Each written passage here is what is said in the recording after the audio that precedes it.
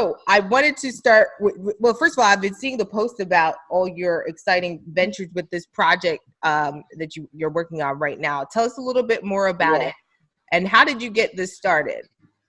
I guess quick background is I'm half Nigerian and half Black American. So my mom's from Chicago and my dad's from Nigeria. And ever since I was young, I always traveled to Nigeria by myself. And when I would come back, there just always seemed to be such a big socio-cultural gap between, you know, people coming from Africa to the U.S. And then, of course, just the interest of Blacks wanting to go to Africa never really existed. There was always this belief of the propaganda that's always been put out about Africa being negative, etc. So long story short, it's really been a goal of mine to move to Africa for a while. And I just planned for it over these past 4 years financially to come and create something that, one, focused on culture tourism. You know, we have all these people doing DNA tests now, trying to find out where they come from. And many are going to find that they do come from West Africa, because even Nigeria specifically, a third of people sourced for the transatlantic slave trade were sourced in this region. So essentially trying to feed into the economy through the pillar of tourism, diversifying, you know, ways of earnings, because there's so many beautiful things to see here.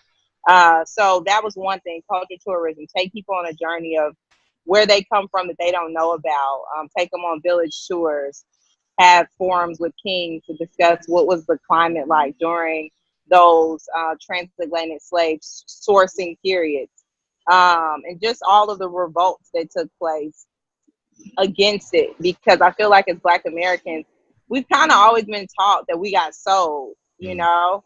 The story of we got stolen is just so untold, and it's a huge story that is told here. So just and I feel like that in itself was a way to manipulate us to also not want to come back, because it's like, why would I want to come back to a place that sold me? So cultural tourism is one really big piece. The other is entertainment. You know, Afro beats is huge now, and there's so many like dope artists and styles, and you know, things that Black Americans naturally, not just Black Americans, but the diaspora can relate to, because it's kind of like we have a soul tie here. So, right. You know, being a bridge for that. And then the last interest being enterprise. So how can we continue to amplify the power of the Black dollar as far as the diaspora goes? And a lot of that means coming back to Africa to invest. And not at that high level foreign investment, you know, when people think, oh, you have to have serious money to come, when that's really not the case. You know, you can buy a plot of land and get a container and start like a really vibed out, you know, coffee shop right off the water, you know, for a lower investment than you would for that same type of real estate in, let's say, New York by the water. So, you know, it's really just informing them of what's available. How do you break into the market? What are some things that you want to consider? And the bigger goal of our Africa legacy is to be a bridge for all of these things, to make that process easier for the diaspora to come back. And one of the things I'm trying to align with now is legislation here in the country, so that there'll be a concept of Access Africa. One of the biggest barriers to enter is the visa process. So if, you know, we can take those DNA threads and say, hey, X% of me represents this country, allow me to have that passport, that access, to remove that first barrier of entry. So it's a very layered agenda. Our Africa legacy, I'm starting it in Nigeria because this is where I come from, but the goal is to go throughout Africa. So it's a lifetime journey for me. So you're not just focusing it just on the West Coast. You want to go throughout all of Africa. Yeah, I'm starting on the West Coast because looking at the transatlantic slave trade, that's where that culture tourism piece will play the, you know, most pinnacle role. Mm-hmm. But all of Africa is something that we should embrace. And we can only embrace it if we feel more familiar with it. So that is the goal of our Africa legacy, is to create a bridge, to create that familiarity, that comfort of, if you come, there's something here to welcome you. and it growing into, you know, like a festival, almost kind of like an Essence Festival, you know, that's like the Black meeting annually. But this being more for millennials. So, yeah. Wow. Yeah, go ahead. I'm sorry, Omar. No, go ahead. So how long do you plan on living in Africa? I know, right? You know what? I don't feel like I'm anchored anywhere right now. I'm wherever my purpose is. So the goal is to, you know, achieve the goal, see how well it goes, and just keep correcting. I believe that as long as the system's in place, I shouldn't have to always be here. But right now, I'm here until it makes sense for me to be somewhere else.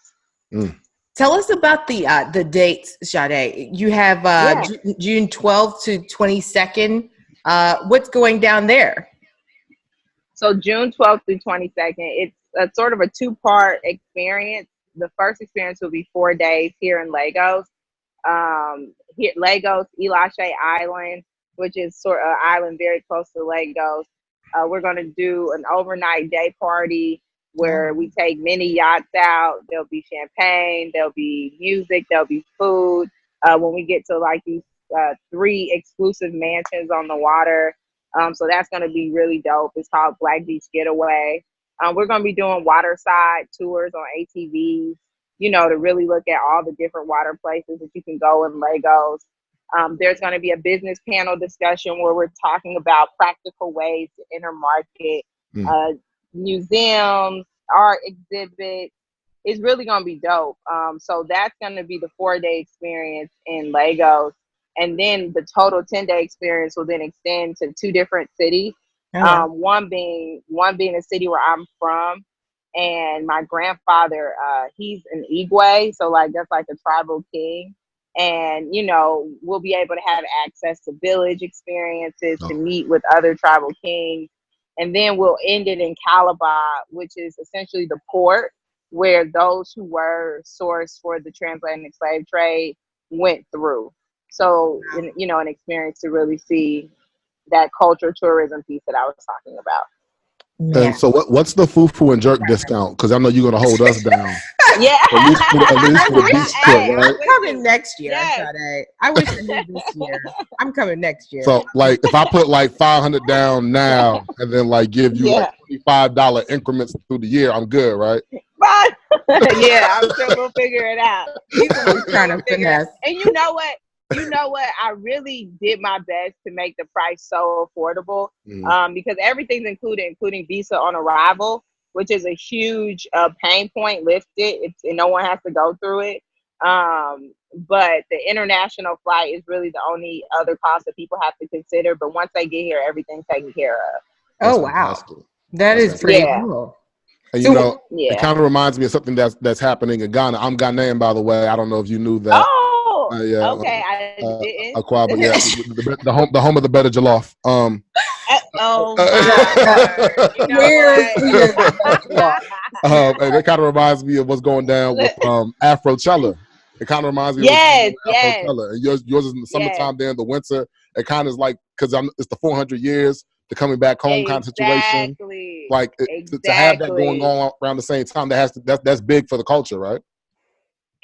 You're on point. And the first one that I'm doing is in June, but there'll be a second one in December. And the goal is to have them going like at least 4 times a year, because, you know, everybody won't fit at the same time.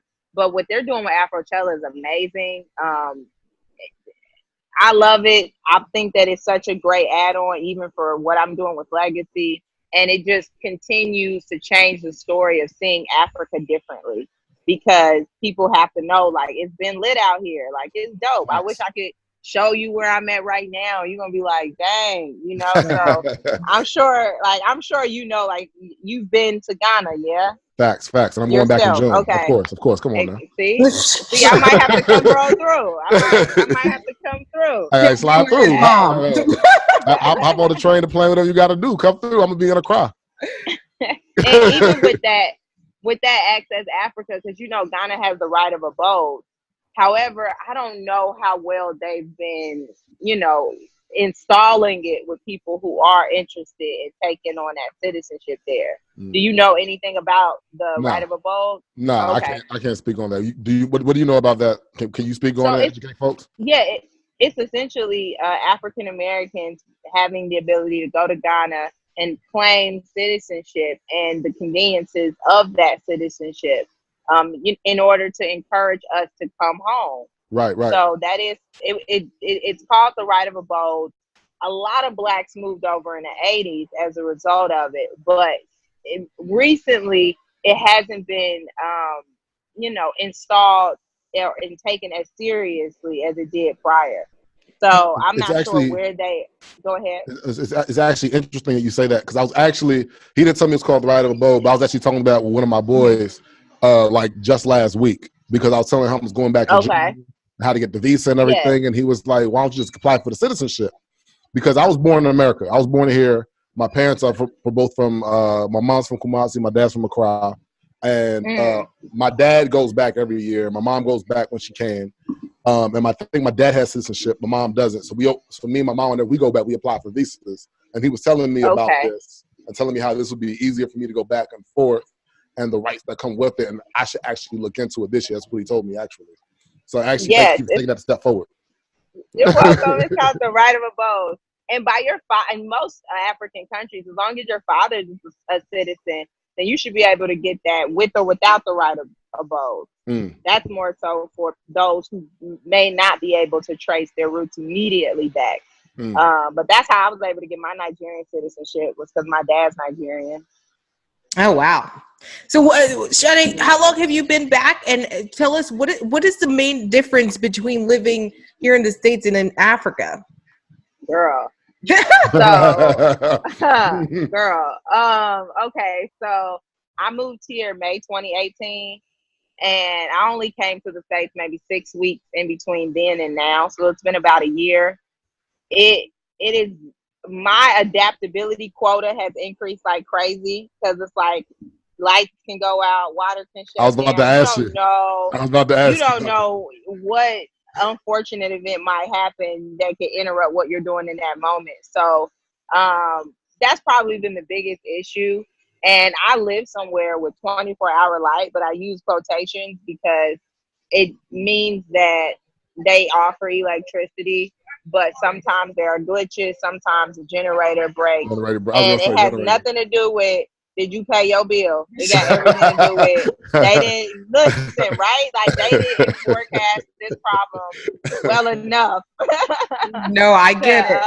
Let me tell you something, though. Go ahead. Finish. Oh, no, but I have learned how to respect water. Water is life. I have learned that perception is everything. Like, I had a doorman, and they were building him like a very, very, I can't even give like the cubic feet, but a very, very small little thing at the entrance of the gate. And this is his house. Like, it's probably the size of like a quad. It's probably half the size of a quad dorm room. Oh, wow. You with me? Yeah, right. That's rough. And girl, when I tell you, he was so excited. He was just like, did you see my house? And I just was like, wow.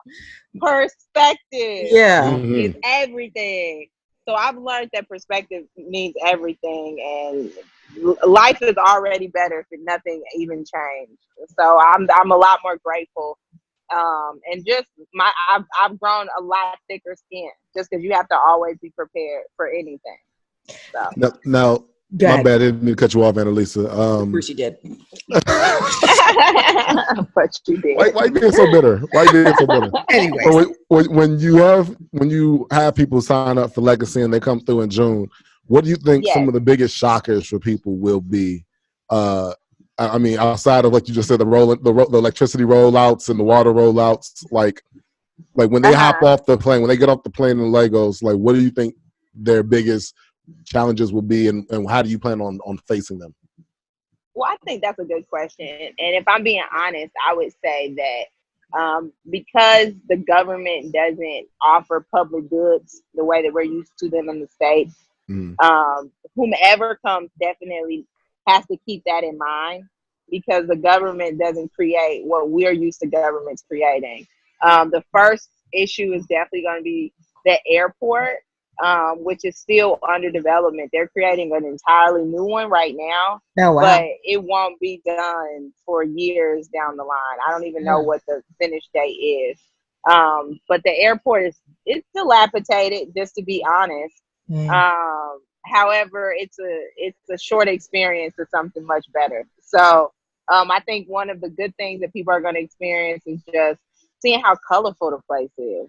You know, like there's so many colors, even down to what people wear and all the patterns and just how modern things are. Hotels, restaurants. It's not the way, you know, mass media would have you think it is. Exactly. So, you know, I think people are going to be shocked by that. Like, because people still are asking me, that's Africa, the water, the you know, the scenery, like it's beautiful, it's dope. And it really goes down here. Lagos is a huge, capitally intense market for Africa, the largest one there is right now, and economically growing at the fastest pace. So it's going to be a major city, but it's going to kind of be like New York meets a bad government. That's how I can put it. Yeah, well, New York. Before I ask my next question, I'm gonna just say to Omar, if he don't stop eating, because I can see him taking everything. I'm just like, look, I went to after this. I just came from the gym. I didn't eat breakfast. I went to Whole Foods and got some pineapples. Can I enjoy my pineapples, please? Oh my God, I'm obsessed with pineapples. I literally make a pineapple smoothie like every day. Because they're so damn good. I saw your fresh fruits. Like you get some really good fresh produce in Africa. Oh my God, girl. And for almost nothing. Like, you know how lemons cost about $1 a lemon in the States. Yeah. I can get a lemon for like equivalency, I don't know, 12 cents here. Oh, wow. I can get like a whole pineapple for like $1.50. Wow. Yeah, it's like I can go to the market, buy a freshly killed chicken. Real organic. For like real organic. Real organic. For like, real organs. Yes. For like $9. No, not even. No. For that's like crazy. $3.50. Yeah, because like $1,400. So yeah, like $3.50. That's amazing. And I mean, I'll get my peppers, my onions, everything, bananas, plantains, granite, fruit. I mean, your skin is popping, like, so clearly you're eating healthy. I mean, skin is flawless. Okay, honey. Oh my gosh. I've lost like 25 pounds since I moved here. Oh, that's awesome. Yo, yeah, so whenever I go to Ghana, like I usually go in 2 week spurts.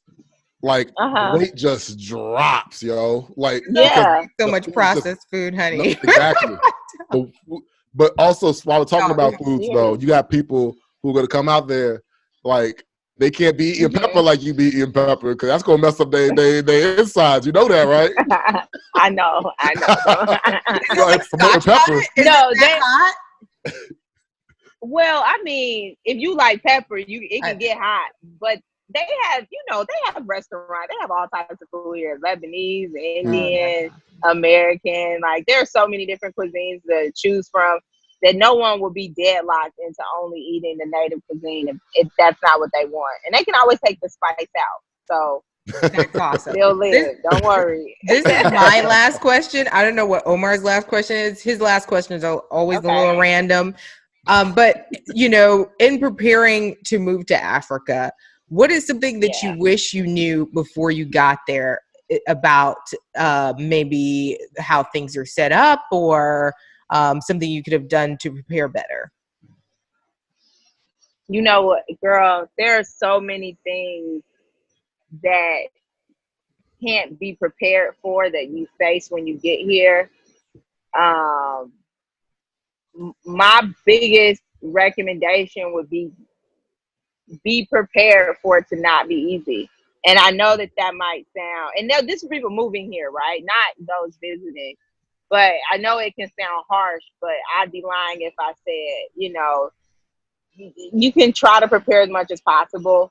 However, you just got to be flexible. That's the biggest preparation, is you being flexible and able to adapt and able to remain resilient and optimistic, because this really is the new land of opportunity. And America wasn't America that we know over 100 years ago. You know, so there was a building process, and right now that's what Africa is in. Facts. So those who are coming, they're visionaries. They can see past all of it, and they can still make something great happen and take market share along the way, because you have a first to market advantage. So my last question is, are you going to be giving them doggy bags when you get there? What the? You know what? Because when they get your jollof, they're going to need something to throw up in. They can't stand you, Omar. Why can't you be nice? When they have the jollof in Nigeria, they're going to be like, we thought this was so good. We heard everything about it. And they're going to need somewhere to spit it out. Like, are you going to give them doggy bags? First of all, no, there will not be doggy bags for that. You are ridiculous. No, Sadé can cook. We supposed to be standing together, okay? I'm standing together. Segregating us. Listen, I want your business to do well, and the stock might go down if they have Nigerian jollof. I'm just saying, take them to a Ghanaian restaurant first, get them some good jollof. You know, now, you and I both know Nigerian jollof is better. Cut Don't it out. do it to yourself. Cut it out. Okay. That's right. Like, and Chicago has real mumbo sauce too. All right, cut it out. Cut it out. First of all, if Chicago's mumbo sauce not real, whose is? Exactly. What? Excuse me? That is the original mumbo sauce. I agree. I'm about to quit this podcast right here on the spot. Did you just say that, Anna-Lysa? Yes, I did. We know where mumbo sauce is. DC or nothing. Oh my God, the disrespect. You can go now, Sadé. You can go. Oh my God. Sadé, how can people contact you if they want to contact you? What's a good Instagram handle that you want them to follow? Okay, they can follow my own page at Sadé Diké, like the singer, Sade, last name Dike. They can also follow at Our Africa Legacy. It's OUR Africa Legacy. And they can see everything about the Legacy experience. It's taking place in June 12th through 22nd at www.ourafricalegacy.com. Perfect. I might be able to get y'all a cameo with Files, the artist, if y'all. Oh, that would be cool. Are you with him right now? You know she's. Yeah, let me see. I'm done with y'all. This is yeah, let's get a cameo. Hey, what's going on, man? How are you? Yeah, I'm good. How you doing? We love your music. Sorry, it's really dark here. That's fine. That's just me. That's just me. But anyway, hey man, we just want to say we love your music, man. Thank you. Omar is a huge fan. The Fufu and Jerk Podcast supports, man. We downloaded your album. We did download your album, and we promoted it on IG. So before you go, can you give them a little taste of your album, just to promote the album real quick? You are not. Well, I'm about to be on tour. Yeah, I'm about to be on tour. So I'm going to be in the States April, May. Nice. Where are you going? Yeah, what part of the States? A lot of different cities. I started off in LA, then San Francisco, then Dallas, and then there's more to come. But I have a little schedule thing on my page. I will, definitely I will. But I'm still trying to finalize what date that was. Thanks for breaking that news here on the Fufu and Jerk Podcast, man. Breaking news. We'll be happy to share that. Thank you so much, Sadé. Thank you so much. I appreciate you guys so much.